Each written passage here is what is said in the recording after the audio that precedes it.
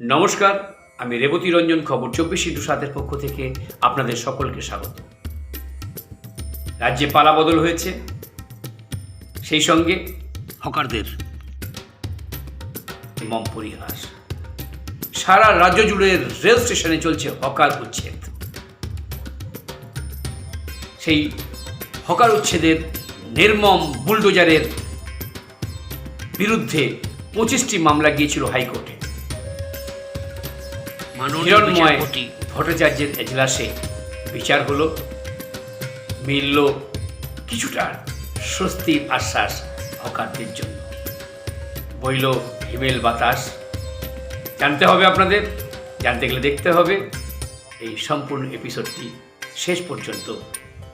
আপনারা দেখবেন, like, subscribe এবং আমাদের এই চ্যানেলটিকে আপনারা আগে যাওয়ার জন্য সহযোগিতা করবেন। চলে আসি খবরে। মিলল স্বস্তির নিঃশ্বাস।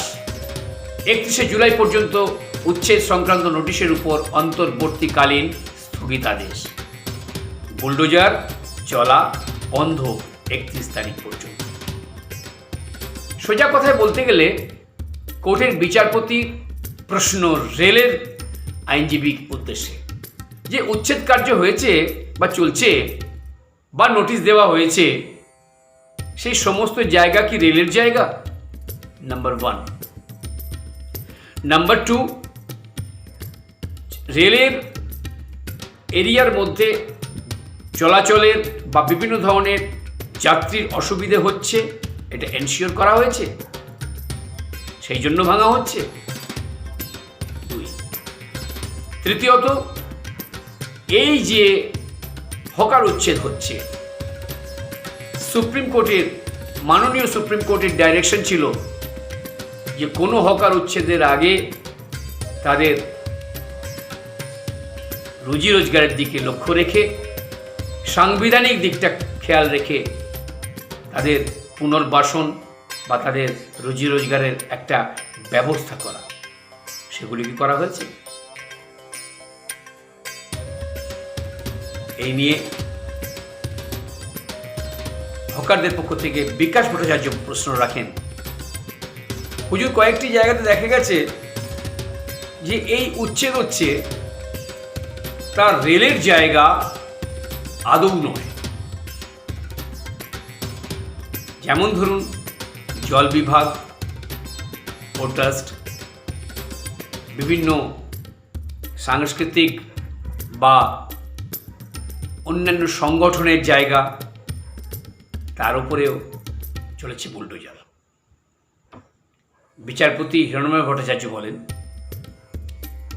রেলের আইনজীবীকে, প্রথমে ডাইরেকশন দেন যে আপনারা এনশিওর করবেন ল্যান্ড রিফর্ম, জমির নথিপত্র আগে দেখবেন, তার যে সমস্ত নথি থাকে জমির, সব কিছু খতিয়ে দেখবেন সেটা রেলের জমি কিনা, প্রথমে এনশিওর করতে হবে।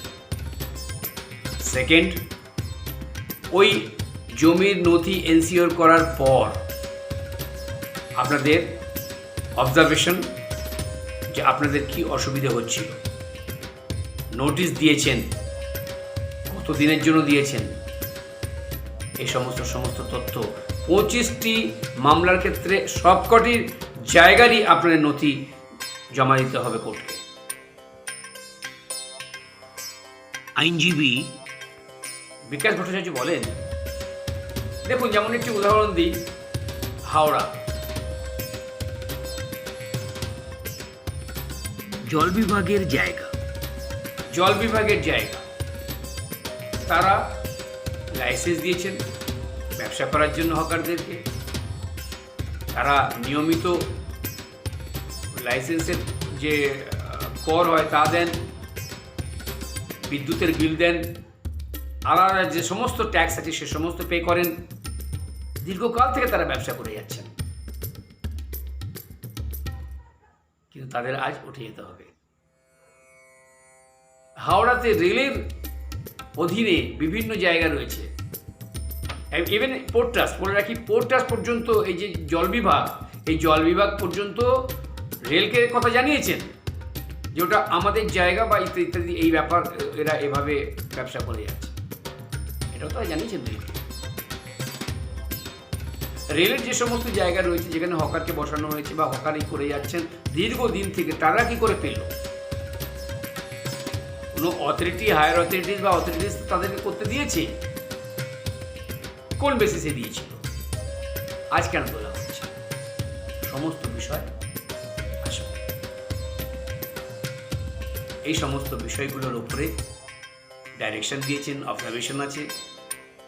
31 তারিখ পর্যন্ত স্বস্তির নিঃশ্বাস, রুজি রোজগারের ব্যবস্থা পুনর্বাসন করার জন্য বা তাদের দিকটা সহমর্মিতার সঙ্গে দেখার জন্য মাননীয় বিচারপতি রেলের আইনজীবীকে দৃষ্টি আকর্ষণ করেছে। সর্বসাকুল্যে একটি হিমেল বাতাস এবং সবাইকার লক্ষ্য, সমস্ত পরিজন এবং তাদের লক্ষ্য ওই হকারদের। এই সঙ্গে বলে রাখি, সমস্ত আমার দর্শক, আমার পশ্চিমবঙ্গে যে সমস্ত রেল যাত্রী আছেন তাদেরও লক্ষ্য এই বিচারের দিকে। কারণ যদি নিয়ম মেনে হকার উচ্ছেদ হয় এবং হকার যদি থাকে, তারা যদি নিয়ম মেনে ব্যবসা করতে পারেন, তাহলে দেখা যাবে ছোট ছোট প্রান্তিক ব্যবসায়ীরা যেরকম বেঁচে যাবেন, অ্যাজ ওয়েল অ্যাজ যাত্রী সাধারণ অনেক উপকার হয় এই ছোট ছোট হকার থাকলে। হ্যাঁ, বলে রাখি, লাইসেন্সিং যে সমস্ত হকার স্টেশনে রয়েছেন, তারা তো বড় বড় হকার আছেন, তারা লাইসেন্স নিয়ে প্রাপ্ত, তারা করছেন। তাহলে এই ছোট ছোট যারা হকার, তাদের জন্য কী ব্যবস্থা, সেটিও একটি দৃষ্টি আকর্ষণের। সর্বসাকুল্যে আপাতত সবাইকার নজর এখন এই মহামান্য আদালতের দিকে। আপাতত আজ পর্যন্ত এটুকুই। নমস্কার।